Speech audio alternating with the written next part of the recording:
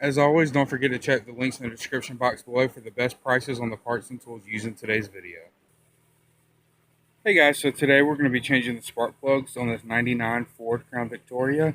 Let's check it out. So this car is a V8, which means there's 8 total spark plugs. So we have 4 on this side and 4 on this side. So the first thing you want to do is remove this air hose. There's a hose clamp right here that's a Phillips hose. You just loosen that and slide this off. And then on this side, there's another hose clamp that's a Phillips head. Loosen that.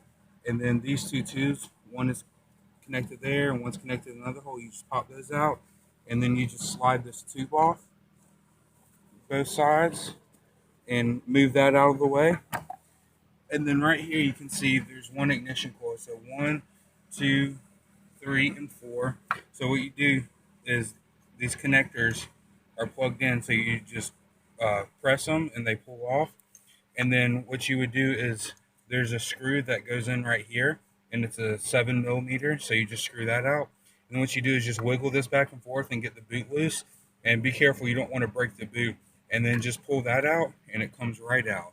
So, quick little side note too. With this tube, remember this thing coming out? It was really stuck on there.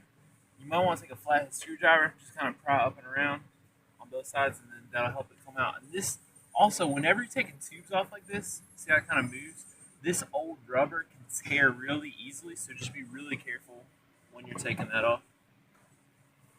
So after you take the boot off, your spark plug is down in there. We already removed these. So what you would do is it's a 16mm socket. Put that down in there, loosen the spark plug, take it out, and then we use a telescoping magnet just to pull it out. And then we'll show that over here. So, and also, did you tell them it's a 7mm right there? Yeah, I did. Okay, yeah. So you got that 7mm. So we're gonna disconnect that. Kind of. Oh, it's in there. Pull up and out of your way, and all of them pull up and out of the way. And then I like to set them in order. Just make sure you put them in order. And then this one. Oh, so this is what our little setup looks like. I mean, you could have an extension this long. It's about as long as my hand, at 16. So we'll just come down in here. Pause. Yeah. All right, and then we got our 3/8 Milwaukee. Makes it a lot faster. You're gonna want to break it loose first, and then you can just zap it out, and then ta-da, just like that. And let's look at this spark plug. Ow, it's so hot. Okay, we're gonna look at it right there. Well, here, let's look at these other ones.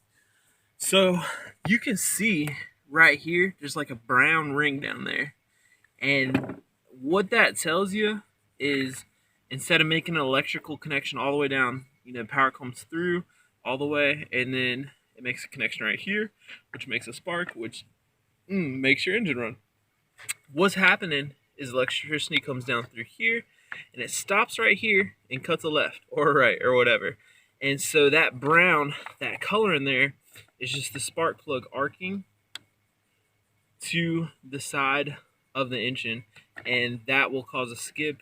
This is like, you see this a lot when you use spark plugs. So it just lets you know, hey, it's time to change the spark plug. So that's pretty much it, guys. If you got this far, it'll be a breeze putting them back together. This job, it says it's like almost a 2-hour job, but it's not too bad of a job. So that's it, y'all. Thanks for watching.